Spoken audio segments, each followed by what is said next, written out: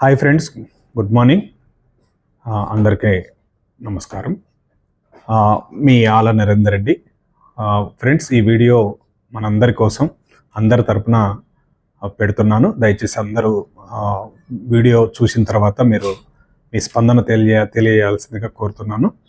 విషయానికి వస్తే, మన ZPHS Perur diamond Jubilee celebrations సందర్భంగా కొన్ని విషయాలు కొంతమంది మదిలో మెదులుతున్నాయన్నమాట. వాటికి ఆలోచించమని నేను మీ అందరికీ ఈ విషయాలు చెప్తున్నాను. ఫ్రెండ్స్, జనరల్గా అంటే చర్చకు వస్తున్న అంశం ఏంటంటే, 75 years సందర్భంగా మనం డైమండ్ జూబ్లీ జరుపుతున్నాము, సెలబ్రేషన్ జరుపుతున్నాము. స్కూల్కి ఇంకేదన్నా ఏర్పాట్లు చేస్తాం, బాగానే ఉంది. కానీ స్ట్రెంత్ తగ్గిపోతుంది కదా స్కూల్లో. ఒకప్పుడు మనం చదువుకున్నప్పుడు ఉన్నంత స్ట్రెంత్ ఇప్పుడు లేదు కదా. స్ట్రెంత్ తగ్గిపోతే స్కూలే మూతపడుతుంది కదా, స్కూలే ఉండదు కదా.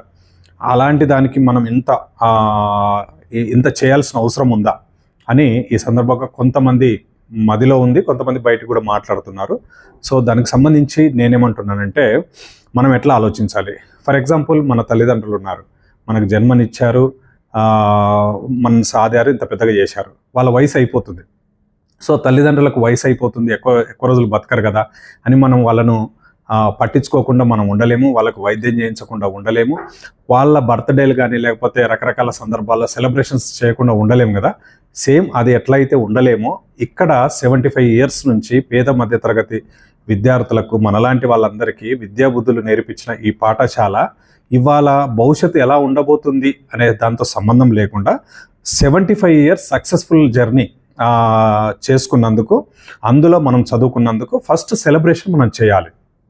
సో ఈ సెలబ్రేషన్ సందర్భంగా మనము ప్రభుత్వానికి కానీ, ప్రజలకు కానీ, ఇప్పుడు చదువుతున్న విద్యార్థులకు కానీ, విద్యార్థుల తల్లిదండ్రులకు కానీ మన వంతు ఒక మెసేజ్ను మనం ఇవ్వాలనే ఉద్దేశంతో ఈ సెలబ్రేషన్స్ ఆర్గనైజ్ చేస్తున్నాం అనమాట. సో మనమందరం అనుకుంటున్న విషయం ఏదైతే ఉందో, స్ట్రెంత్ తగ్గిపోతుంది, నిజమే. ప్రైవేట్ పాఠశాలల్లో విద్యార్థులు ఎక్కువగా ఉన్నారు, ప్రభుత్వ పాఠశాలలో విద్యార్థులు తక్కువగా ఉన్నారు. ఇది కేవలం మన పేరూర్ హై స్కూల్లో ఉన్న సమస్య కాదు. రాష్ట్ర వ్యాపితంగా, తెలంగాణ వ్యాపితంగా అన్ని జిల్లాల్లో ప్రభుత్వ పాఠశాలలో ఉన్న సమస్య. ఈ సమస్యను అధిగమించడానికి ఒక 5 రకాల ప్రయత్నాలు జరగాలి. ఫస్ట్ ప్రయత్నము ప్రభుత్వం తరపున. ప్రభుత్వం చేయాల్సిన ప్రయత్నం ప్రభుత్వం చేయాలి. అలాగే టీచర్స్ కమ్యూనిటీ, టీచర్స్ ఎవరైతే ఆయా స్కూళ్ళల్లో ఉన్నారో వాళ్ళు చేయాల్సిన ఒక కర్తవ్యం ఉంటుంది, బాధ్యత ఉంటుంది అనమాట. 2, ఆ విద్యార్థుల తల్లిదండ్రులు, ఏ స్కూల్లో అయితే ఇవాళ విద్యార్థులు చదువుతున్నారో వాళ్ళ పేరెంట్స్ యొక్క రెస్పాన్సిబిలిటీ కూడా ఇవాళ ఉందన్నమాట. 3, 4వది అధికార పక్షము, ప్రతిపక్షము ఎవరైతే ఉంటారో వాళ్ళ రెస్పాన్సిబిలిటీ కూడా ఉంటుందన్నమాట. అలాగే ఆ స్కూల్లో చదువుకున్న పూర్వ విద్యార్థుల యొక్క పాత్ర. ఈ 5 రకాల బాధ్యతలు ఎవరైతే కరెక్ట్గా నిర్వహిస్తారో అప్పుడు ప్రభుత్వ స్కూల్స్లో స్ట్రెంత్ పెరిగే అవకాశం ఉంది. అలాగే ఆ స్కూల్స్ను కాపాడుకునే అవకాశం ఉంది.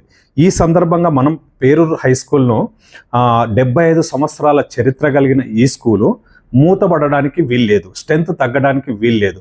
ప్రభుత్వం దృష్టి పెట్టాల్సిన అవసరం ఉంది. ఇప్పుడున్న టీచర్స్ దీన్ని ఒక ఛాలెంజ్గా తీసుకోవాల్సిన అవసరం ఉంది.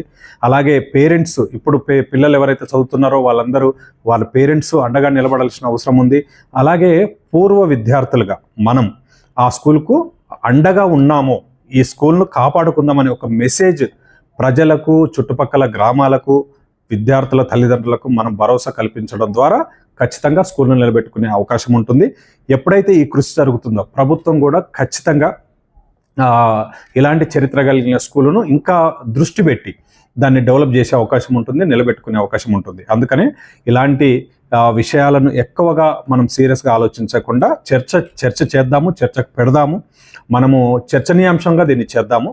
కానీ ఇది మనసులో పెట్టుకొని ఎవరు కూడా సెలబ్రేషన్స్కు దూరంగా ఉండొద్దు.